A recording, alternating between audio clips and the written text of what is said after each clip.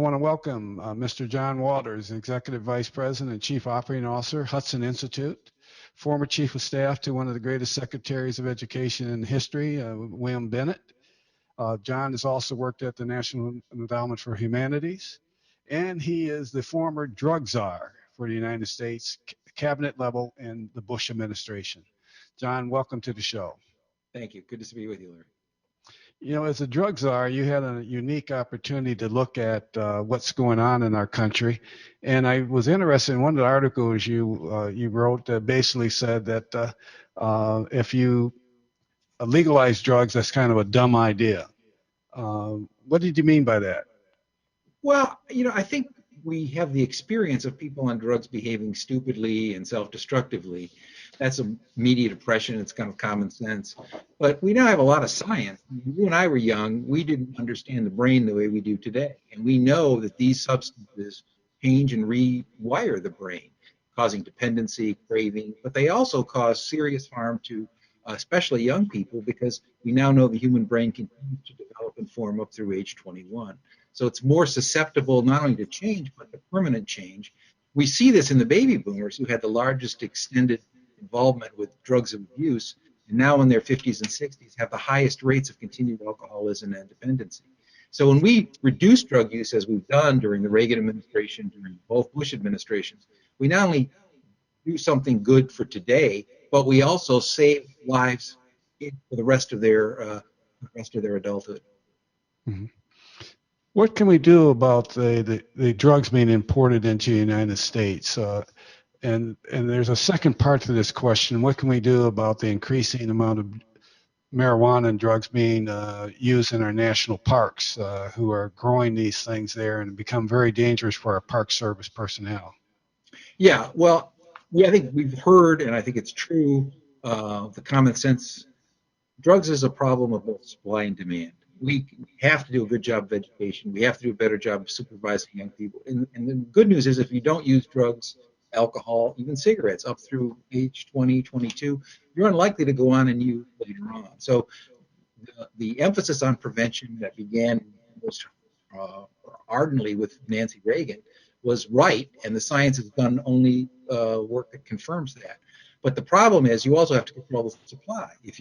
The best prevention message when a community is drenched in drugs, and when popular culture sends messages to young people that are self-destructive, you have to try to control the supply as well as the messages. So we've tried to work at source with countries that are sources. Most effective story, I think, is Colombia, that has dramatically reduced the availability of cocaine for the betterment of the country of Colombia as well as for the United States. We have to work on interdicting these gangs and trafficking organizations that are victimizing not only our own country, but countries like Mexico and countries in Central America. We're working to build those partnerships. There's never been as close a partnership with Mexico. It's still too violent, but President Calderon has made enormous strides, and I think you see some change, actually, as he's been talking about in Mexico, because these organized criminal groups are against democracy and safety of all citizens in those countries as well as our own. And lastly, as you bring up, we have to go after the supply that's in our own country if we're going to support prevention and treatment. Some of these groups, because of the increased pressure outside our borders or at the border with Homeland Security, have begun to send people up into our national forests and cleared natural areas that are supposed to be kept safe for people to hike in, and turn them into armed camps and grown marijuana and attacked people who come across it. So we've used law enforcement and federal, state, and local efforts to eradicate those drugs and protect the people in our national parks and forests. We need to arrest the people. This isn't about things; it's about criminal organizations that rob, kidnap, traffic in drugs, carjack, run projection rackets. They're really mafias, and they're against rule of law in all its dimensions. Mm-hmm. What about, one of the things which has been a concern to me is that the drug traffic that's going on in Afghanistan, which is producing money that is used also against us to kill our troops. But I haven't really been, from reading the newspapers and watching television, seeing a hard attack on this by the American military, which is underneath civilian control. So I'm saying that, in other words, this administration hasn't taken aggressive action to stop that. And so we're letting them produce large numbers of cocaine, and then that cocaine has now been sold to buy weapons to kill Americans. Yeah, you said And cocaine. I know there's a you meant, disconnect for me. yeah, you meant opium and heroin. I know. Opium, I'm sorry. Yeah. Yeah, And then I look, said cocaine. 90%, yeah, 90% of the opium in the world is grown in Afghanistan, has been. There's been some shift because of some pressure. I spent a number of a significant part of my time in office for George W. Bush focused on Afghanistan because of the intertwine of both drugs and terror. We initially made a partnership with European allies. We were working on some of the security after the liberation of Afghanistan, and they were going to work on the drug control and building up the institutions of justice. As we found in other parts of the world, the Europeans just weren't up to this. And so at the end of the administration, we had to come in and help take over the training of police, standing up of courts, anti-corruption efforts, and going after the combination of security and agricultural change necessary to eradicate the opium. I think there's been a big misunderstanding that's been a hindrance here that you still hear today, that desperate subsistence, poor farmers are growing opium to make money. That has never been the case. These people are as poor as they've ever been when they grow opium. It's large landlords, warlords, and the Taliban and the terrorists there that tell people on that land grow opium because they want to make money off of it. If you take a subsistence farmer and you steal a bushel of wheat from him, it's not worth much, and he and his family starve. You steal a chicken. You can't support armed men in the field with that kind of essentially criminal taxation. Opium, however, you can make more money off of, you can process, you can traffic, and that's why the criminals and the terrorists want opium poppy planted. So that means the key to being successful is you have to have security in these areas. We can preach to people, we can send them bags of seed, but if we're not there and the guys with the guns are going to kill them and their family if they don't grow the opium, they are going to grow the opium. So what we're seeing in areas where we have established security in the country, we've had some back and forth, unfortunately, on that process, but where we've had security, the opium has reduced dramatically. In the east, for example, Nangarhar province, which was a traditional opium area, had reductions of 90% in 1 year with systematic local leadership, a governor who was aggressive, and frankly, security from the United States, its allies, and Afghanistan. The concentration now is in the southwest, where also the terrorists are, and you hear Helmand, Kandahar, some of the surrounding provinces. That's gotten better. Those are not the poor provinces. Those are highly irrigated. Those were the breadbasket of the region, going back to Alexander the Great. So it's the opposite of the poor are growing this. The terrorists, the criminals, and the greedy grow this. So what we need is security first, and then can bring in rule of law and other institutions. There's been a slow and steady movement. It's had some setbacks, entirely steady, but frankly, opium cultivation in the area has generally declined over the last 5 to 10 years after the liberation. The problem is sustaining it, and that really, again, the key is going to be to maintain security. And unfortunately, we've had policies that have not allowed us to appear as strong, and so the bad guys have been able to destabilize some of these areas, and that's bad for opium as well as fighting terror. When you read the newspapers accounts, you get very much concerned about the opium and heroin growth there, and the lack of the support from the government, their government I'm talking about, which a lot of people are speculating when you read, I won't call the name of the newspaper out in New York, but they are saying, well, that government probably won't survive long after the Americans leave. So, and then you start reading stories about people carrying suitcases full of money through the airport out of there. And I'm not quite sure that the American people have understood that we're fighting a war the way we are in Afghanistan, and I'm going to say the war on drugs, when we're not getting full support from the persons who's supposed to be our allies in terms of prosecuting those who are caught. And you read the same stories I do, and that some of the relatives of leaders are supposed to be in this business. Yeah. And I don't know how true that is, and and I'm not going to rely on what the State Department says because I just watched what they said on Libya. Yeah. Uh, Yeah, look, I think as we know from our own experience with crime and trafficking organizations, even in the United States, but we've watched this in the Western Hemisphere, these organizations use corruption and violence and terror as a way of doing business. So right. you have to fight terror and corruption as you're fighting the trafficking. You have to go after the public officials who betray the public trust and take money. And also you have to protect them. I mean, because some of them, I've seen very brave, I've worked with a lot of people over 3 administrations going back to the Reagan administration, the George H.W. Bush administration, the George W. Bush administration. I've worked with a lot of foreign officials.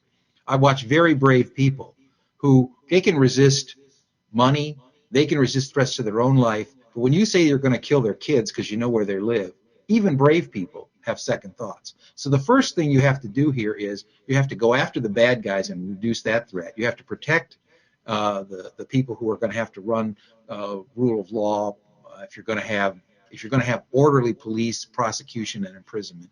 We've tried to build those institutions. You have to remember Afghanistan was in a much more primitive state than even some of the countries we worked with in this hemisphere.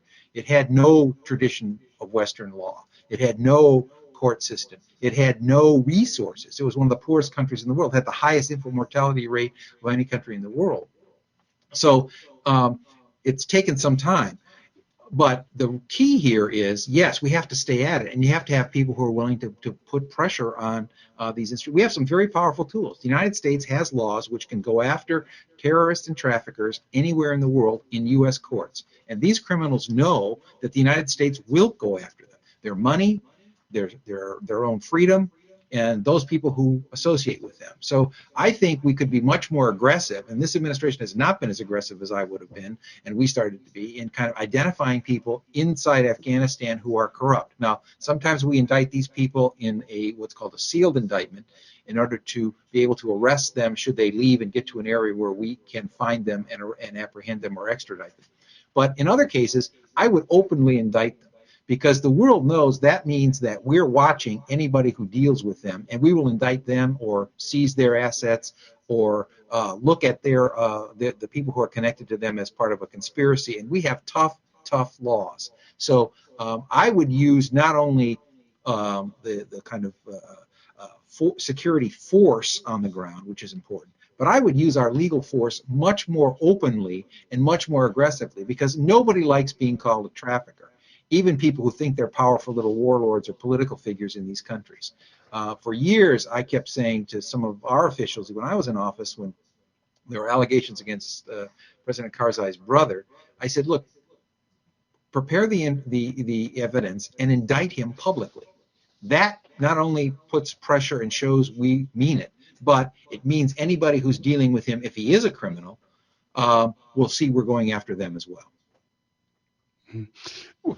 What I'd like to see us do is really start capturing some of that money that they're carrying out in suitcases allegedly through the airport legally and through Afghanistan law, especially when we have a target date set for 2014 that we're going to be out of there. And as a personal, I worked on the domestic side, but I'm just very much concerned when people get in the nation building. That you think that you're going to really build up Afghanistan from the ground up and change their education, their tribal laws that run things, and that you're not going to. I don't see that happening. Now, maybe because of course, as a Christian, I believe that everybody can change. But I don't believe that we're going to be in 10 years, 20 years, because these are thousands of years that the way that the system has been going on. And so we're spending a lot of money building a lot of projects in Afghanistan, which are not going to exist after we're gone. They don't have the money, the resources. When they discovered the minerals there, the contract went to a Chinese company. Um, and again, when you read the articles, you wonder how they got that deal. And you start wondering how that all occurs. but it's not going back to build anything for their people. And so that, and when you read that the large expenditures of United States government dollars, not only in, and I think we got to look at blood and treasure that we're putting there, but when you look at the amount of money that is not being utilized by the government for its people, um, I'm starting to think that maybe we need to be figuring out how do we reduce the amount of Americans being killed there and the amount of expenditures, because one American life is worth too much to be killed in Afghanistan. And I'm not trying to make a political statement. I'm just talking about looking at what's going on. You already said you're going to go out on 2014. And if that's the president's commitment, he's going to be out of 2014, then they ought to be starting ways to begin to reduce us from combat there, and very aggressively. Because the other side, all they know is they got to wait until 2014. We already told them. So they stay up in the mountains, go over into Pakistan or whatever, and when they get ready, they'll come back. So we've already announced this withdrawal strategy. So what difference does it make? Now, if we should be there or we shouldn't be there, I think those are for all those people who are a higher level than me.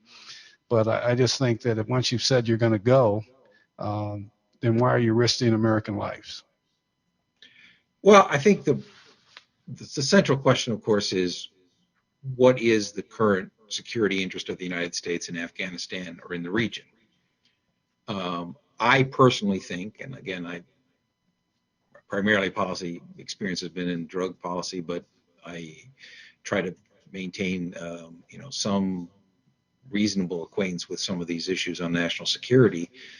I don't think it's good for the United States to have Afghanistan fall back into chaos. If it can be used, and as it has been used, as a staging area, it's also not going to be good for our interests in the region, Pakistan, India. It's a victory for Iran if we are thrown out of that region. I think it was a mistake. I understand we need political support to do these things and the sacrifices that we make. And, I have visited the people there. I have spent time with the wounded when I was in government and who have paid a severe price. I've spent time with the families of those who have fallen. I understand the enormous cost and tragedy here. But the reason those people made those sacrifices was to protect us. And we're not going to be safer if we then pull out and make that sacrifice a waste, frankly. Yes, we need effective policies. I think we need enough time to be reasonable and have effective policies. But I will tell you two things that are more optimistic. I don't think it's a good idea to set a time. It's a mission that you need to have done. We need to do it in as rapid fashion as we can with the least cost of blood and treasure. But if it's a serious mission and we need that to be effective for the United States and our own security and the security of our families and children, then it needs to get done. And I think the thing I would say that's optimistic is the Afghans that I met. I haven't been there since I've been out of office, since the end of the Bush administration. But the Afghans that I met with, yeah, there's a struggle, and it's difficult to bring democracy to a place that hasn't had that. But when you go out and see people that are district leaders, provincial leaders, parliamentarians there, they understand that for their children's future, their security, there's only one way to go, and that's the way we're trying to help them move. They're not going to have health care and education and economic growth and security by going backwards. That's ruled by criminals and warlords and terrorists, and they're not going to invest in the security and the policies they need for growth. Now, they can't be dependent on us forever. I mean, we believe in freedom and democracy, which means people have to be able to do this themselves. They've had a long way to grow, and I don't think we have the commitment, frankly, I regret it, in the current administration to follow through on the policies and the mission that needs to be done. I don't think setting a deadline is a policy. That's a political move.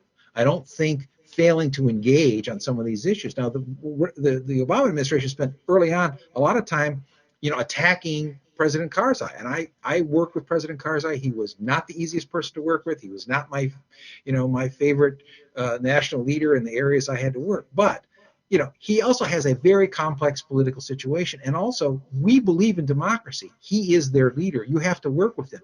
You should have those conversations privately, not publicly. We don't help ourselves by making ourselves, as we're in the country, an opponent of the duly elected leader of the country. So I just think that's a mistake. But I also think that we need to continue to work on establishing the security. The surge did an enormous amount to provide security. He pulled it out, President Obama, faster than he should have.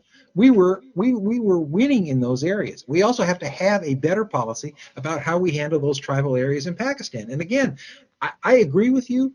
We ought to make sure we're doing something that's valuable. But I remind you, Pakistan has nuclear weapons today. An unstable Pakistan is a terrible threat for us and for the world. So I think it's not, we may say, I'm tired of this, I want to leave. But I think we have to have a look at what is really at stake here and what are the consequences, and we need better leadership here. I agree. The problem is we have a president who's not enunciating and executing a policy that works in the Middle East, in Asia, in dealing with threats like even Hugo Chavez at a lesser level in this hemisphere. Congratulating the tyrant on an election in Venezuela is silly. So I'd like to see a democracy agenda return to American foreign policy that, and in an effective way, not in a way that associates dangerous groups coming to power with real democracy. We have enormous power in our example. And a strategic power that we can use to provide movement in the right direction from the smallest to largest countries like China, if we talk about democracy. That's got to come from the president. It's not happening today. Well, I agree with you. I think that but once you set that deadline, and the other guys are just going to sit on the other side of the mountain over there and wait for you to leave, and then just go from the mountains and attack when we have to bring so much of our resupplies from Pakistan through very narrow and bad roads. And then when you read stories that we're paying people for protection in order to get through so we have the guys during the day who are shooting at us at night. We're paying them for protection if those stories are correct. And then you have I'm a personal believer that you don't need to be a pilot to direct a drone. And I think that one of the things I'd like to see, and so they always say we don't have enough pilots to do the drones and we don't have enough drones. Well, I think you could take, if you want, a college grad or a high school grad and teach them to do drone. They don't have to be an official pilot to do that. And so that would give us more people to be able to do that. And that's a little bit of the part of what Biden said, that we need to use more drones. But he didn't go into how we need to go about doing that. You can't fight the war only on special forces, going into those and looking for people. I agree with you that in pulling out the 30,000 or more surge troops early, that was not a military strategy. That was a political strategy. I do give the president credit for killing more terrorist leaders and the Al-Qaeda terrorist leaders than any president in history. I give him credit for that. But I think what we need to do is have a sustained effort. It's because when we kill a leader, you notice that they always seem to find someone else to come back to replace them. They don't release their names as fast as they used to anymore. So I give him credit for that. But I think we need a concert effort to what we're going to do in Afghanistan. And one, to protect us, America, so we're never attacked again, where people are able to use a country for that. And I also give him credit for running, which because of the newspaper out of New York are not secret wars, which sometimes I'm not quite sure why we publish all those things, but of taking the fight to the terrorists wherever they might be. And he has been using a lot of drone attacks and some special forces, according to this newspaper. And I think that we need to really have a conversation with the American people on what's our objective. And whenever we go to war, and I'm not quite sure that after 10 years now, going on 11 years, that people know what our objective is, because we went from killing the Taliban to and the Taliban leaders to nation building, which I don't think we have enough time, money, or human life to try to nation build in Afghanistan. And you have a Pakistan that's very unstable. We have a tribal area that the government doesn't go into. Then the government wants you to tell ahead when you're going to attack some area. And according to that same newspaper out of New York, when we tell them like that we're coming in, all of a sudden there's a lot of leaders disappear. So I think that we don't have a reliable ally in Pakistan. Um, and I'm wondering if as I watch all this occurring across the country, when I said around the country, I'm talking about the world, John, is are we really thinking, A, this is what we're going to do here. If A doesn't work, B, we're going to do B, and then we're going to do C. Because, in Libya, we have a lot of military weapons are around there, and some very sophisticated weapons, which they have. What's our plan B if things get out of control there? What are we going to do? Or Syria, which has a great deal of weapons. If it gets out of control there, what are we going to do? This is the 3 o'clock call, that Hillary Clinton talked about. And so now we're hearing that phone is ringing, and I'm not sure that the administration has come up with a plan for what they're going to do. We lost needlessly, in my opinion, as an observer, an ambassador and several other people in Libya, because our State Department and someone yesterday was testifying before the House committee and said, yeah, I turned that down. I didn't agree with them. Well, it's easy to turn that down. You're sitting in D.C. You're not faced there when a security person is telling you, I need more personnel, and the former head of security there, 16-man troops, said he wanted to stay in Libya and thought they needed more there, plus himself. They were pulled out. And so I always have a saying, what are they thinking? And these are things I'm saying, sometimes trying to be politically correct, or to believe that this Arab Spring was just a bunch of people getting together and not the Muslim Brotherhood and all this other who taken advantage of these situations. That we're really putting our country at risk. And I know this is the election season, but I'm really hoping that people start providing leadership. And I always say, do what's right for America. And remember, Ronald Reagan always said, and I keep repeating to people because everybody wants to quote Ronald Reagan during the election, he always said, if you do what's right for the country, it'll come out right for you and your party. And I hope that people remember that, John, as they go through the next few weeks and as we enter the time, because we don't know what's going to happen in the world. And we don't know what leadership is going to be on. And we have every time somebody does something, we want to call them crazy people. Well, no, I'm not going to say that they're crazy.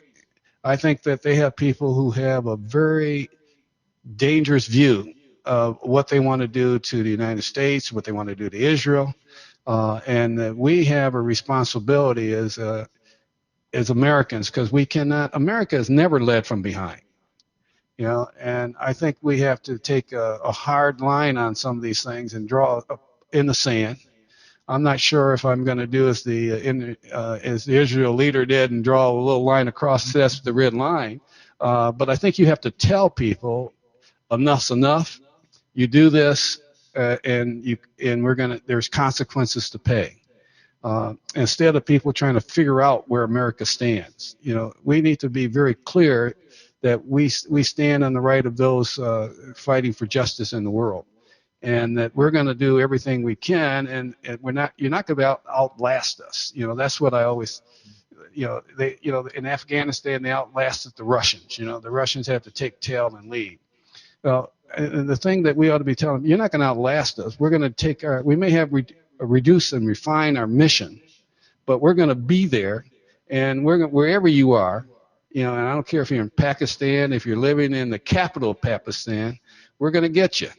And and you might as well, you can dig a hole, but we're going to come in there with a big bulldozer and dig you out, and but I think, one of the things which Afghanistan is one issue, and I think, but on the remember Nixon, when Nixon had, with Moynihan, offered a deal, and the Moynihan, he wanted to do and this whole thing of drugs, because I want to bring it back to this drugs in this country. He said, we ought to be able to get health, drug treatment on demand.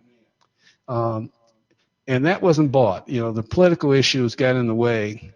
So if you were in a drug addict and you wanted to get treatment, it was almost on demand. Now that's, I'm talking about in theory now, but the intent was that within so many days you would be able to get some treatment somewhere. There'd be a bid for you inside of that. So we need the not just enforcement. We need a real good treatment program. Realizing that it would take 4 times for some people to get in order to get off drugs. I'm not sure what the statistics are, but I remember one time hearing that. What can we do on the treatment area side? Because on law enforcement, local police are cutting back, because of budget cuts. We have less police in some roads. What can we do on the treatment side, John?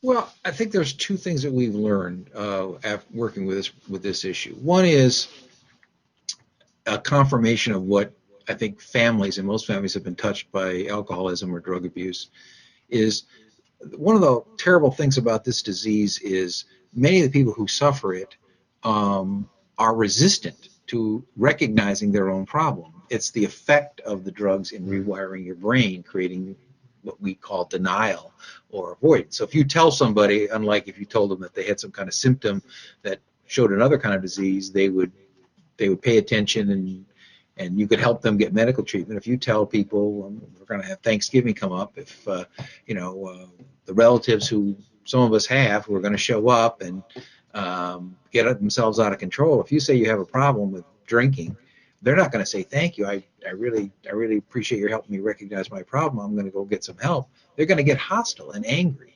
That's a part of the disease. So we have to step in as a society and change our willingness to see this as a choice, like a free choice of hairstyle or music you listen to or other things. This is a self-destructive path these people are on. And many people will tell you who've gotten clean and sober, and we have millions of people in recovery, as you and I both know, that it was somebody who stood with them. Almost everybody gets clean and sober because somebody stands with them, and sometimes, most of the time, somebody puts a hand in their back and says, you got to get some help. Usually a family member, sometimes an employer, or sometimes a friend or neighbor. So speak up. We have begun during the Bush administration to put screening into the healthcare system. So many times now when you go to the doctor for a physical or you receive emergency care, you will increasingly find in the process of asking you about things you're allergic to and other things, do you use drugs or alcohol, how much?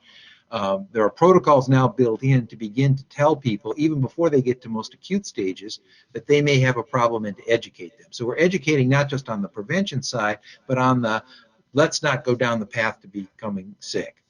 In addition, if you do have a problem, there can be a step toward referral. You don't hear the kind of discussions you did before about waiting lists and lines at places. The problem is most people who need treatment don't seek it. There have been studies now done since we left office that build into the national studies. 90% of the people who need treatment don't believe they need treatment.